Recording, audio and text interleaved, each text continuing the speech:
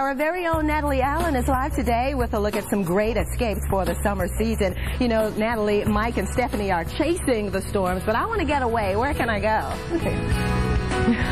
Vivian, you follow me, girl. I'm here at the Golden Isles of Georgia, and I'll give you a little bit.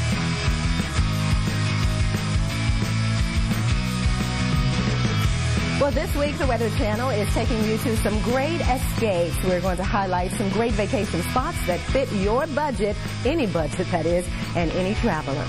Well, this hour we highlight St. Simon's Island, Georgia. It's a great getaway that's convenient to Atlanta, Florida, and the Carolinas. And that's where the Weather Channel's Natalie Allen is this evening. Natalie, this is one of Georgia's few barrier islands that you can actually drive to, right? That's right. St. Simon's is. There are several barrier islands along the coast of Georgia, Nick and Vivian, and there are a couple that are so remote you have to take a ferry to get to them, and I'll tell you about those coming up. But we're on St. Simon's. This is a hotspot area right here because we're right here on the ocean's edge, right here at the village where the lighthouse is and the park. The tide has just come in, so it's a little bit windy, but we're right here on the ocean at St. Simon's. We're about, 4.5 hours from you guys in Atlanta. We're just north of Jacksonville, just south of Savannah, to give people a reference point about where the Golden Isles are. And it's actually quite beautiful and charming here. First of all, you start to notice how charming when you come over the bridge and you go past a few miles of marshland to get to these islands. And then once you're here, most of the islands are underneath a canopy of live oak, hundreds-year-old live oak trees and laurel oaks, quite beautiful and charming and quaint. And once you get here, there is plenty to do. You've got families, you've got the beach, you've got golf, world-class golf on the island, you have nature tours, history tours, fishing.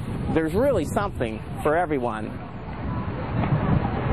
And a lot of them are here, as a matter of fact. They were worried about the numbers because of the economy, and the numbers were down. Mr. Johnson there also works at the King and Prince Hotel, a popular resort here, and they were really worried that they were only at 60%. And then Easter came along and they popped up to 90%. A lot of people are waiting to book their trips, apparently, at the last second. But the people are still coming here. As he said, there's a lot to do because there's fishing, there's swimming, there's kayaking. There's good kayaking here because of the marsh and all the waterways and such.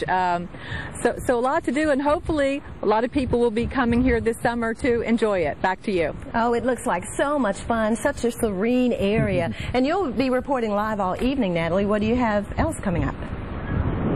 That's right. Well, as we mentioned, there are a lot of barrier islands here on the coast. Coming up, we'll take you to one of the most remote.